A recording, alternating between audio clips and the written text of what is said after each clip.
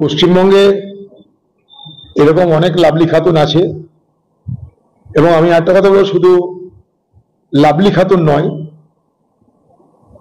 ওপার থেকে আসা অনেক হিন্দু পরিবারও আছে। একতরফা কথা তো বলতে পারবো না, সত্যটাকে সত্য বলতে বলতে হবে।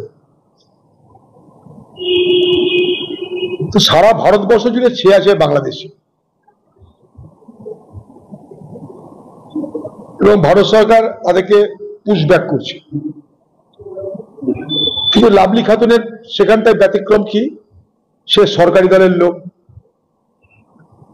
ফলে প্রথম কথা রাজ্য সরকার চাইবে না সৃষ্টি করা হবে।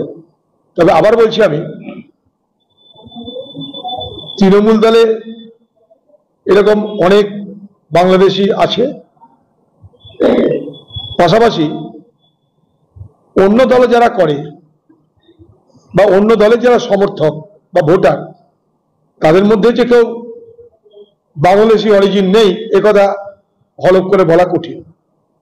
কারণ পুরো বর্ডারটা পোরাস বর্ডার, শত ছিদ্র সীমানা, সেখান দিয়ে যে কেউ প্রবেশ করতে পারে। আর পশ্চিমবঙ্গে যে সরকার চলছে তাদের দরাজ হস্ত, পয়সা দিলে এখানে সব পাওয়া যায়, বাঘের দুধও পাওয়া যায়। তো ভোটার কার্ড পাওয়ার কোন বড় কাজ?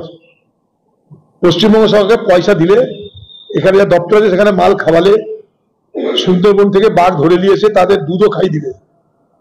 তো সেখানটায় 2-4 হাজার 2-4 লাখ বাংলাদেশি লোকে সে ভোটার লিস্টে নাম, নিউ নর্মাল একটা কথা চালু হয়েছে। এটা বাংলার নিউ নর্মাল, অর্থাৎ এটাই বাংলার স্বাভাবিক ঘটনা। একটা লাভলি খাতুনকে দেখে হয়তো চোখ বড় বড় হয়ে যাচ্ছে, চোখ বড় হওয়ার কোনো কারণ নাই।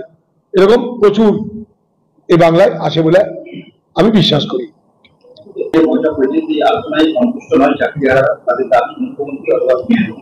এবার দাবি তো যথার্থ দাবি, শিক্ষা সম্পর্কিত বিষয়, ফলে শিক্ষামন্ত্রীর আসা তো উচিত। শিক্ষামন্ত্রী পলাতক, তাকে মমতা ব্যানার্জি এক দায়িত্ব দিয়েছে, তার নিজের কিছু করার ক্ষমতাও নাই, বলারও ক্ষমতা নাই।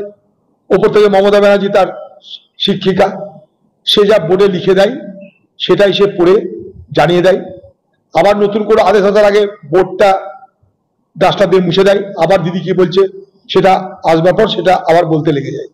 তো এখানকার শিক্ষামন্ত্রী সে একটা পুতুল ছাড়া অন্য কিছু নয়।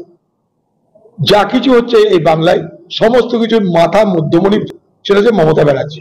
নতুন নতুন আপডেট পেতে সাবস্ক্রাইব করুন নিউজ আপ ডেইলি।